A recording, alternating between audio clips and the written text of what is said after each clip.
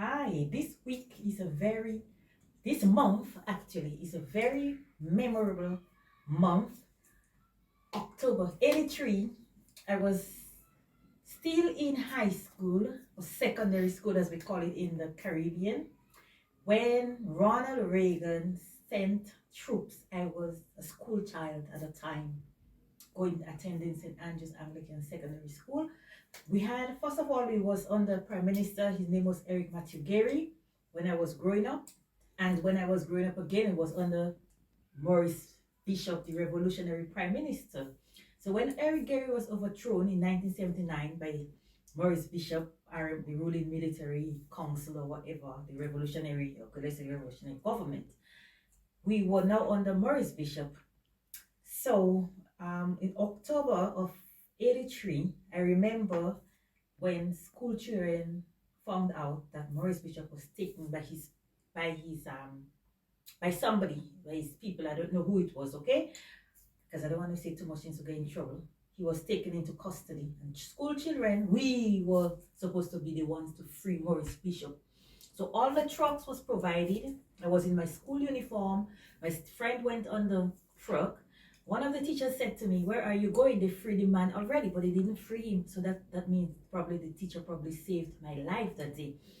I had my uniform on. Some people was in the uniform as well, because it was a school day. When we heard everything that was happening, so we had to leave St. Andrews. This is the largest parish in Grenada, and go to the capital, which is called St. George or St. George's.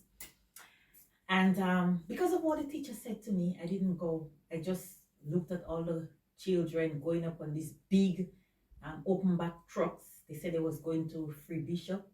They were coming from all over the island.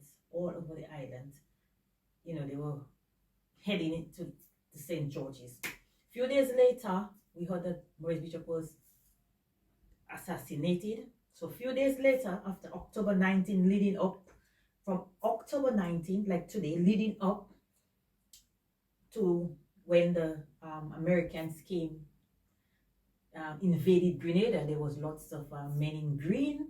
We were used to seeing men in green anyway, because the revolutionary people always wore green. They always had long guns.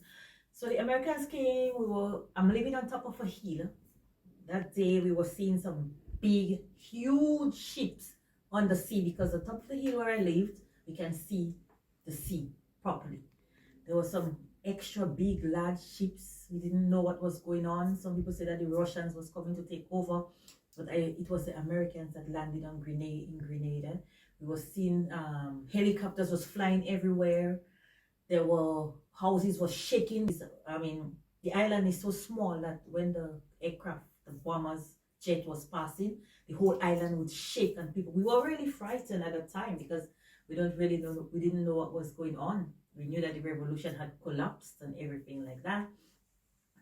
And yeah, I was one of the school kids that grew up in revolutionary Grenada for 4 years, because it happened around 1979 and it lasted up to 83.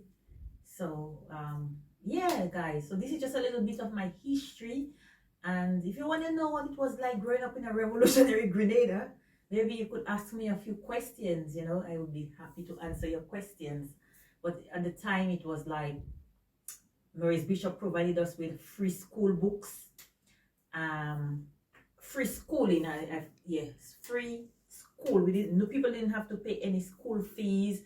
They gave us free buses and stuff like that. There was some big buses called the PTS, NTS. So we had to have, sometimes we have to have cards, you know, and from the government, and we get on the buses they would punch out cards. You know, there was different things going on during the revolution. Lots of things. I was a kid in school, a school child. That's what they would call people like me at the time. And yes, so after the Americans came, they said they restored Grenada back to how it was originally. But Grenada is only 120 square miles, so you could imagine that Grenada is so small that whenever the bombers would be passing, the island would shake and everything like that. Yeah. And there were men in green everywhere with long guns. They were the American people. Ronald Reagan said that Russia and Cuba shouldn't be in his backyard, that Grenada was too close to America. So that is why he sent the troops. And at the time, he also made another excuse. He said that they had to remove the citizens from Grenada as well. And in the process that followed, they restored Grenada back to democracy. And some Grenadian soldiers was killed, some American soldiers was killed because they had a battle, Russia, Cuba, and Grenada. They're fighting against America. America invaded Grenada, and I was living on the island at the time. Yeah, I was on the island in 1979 as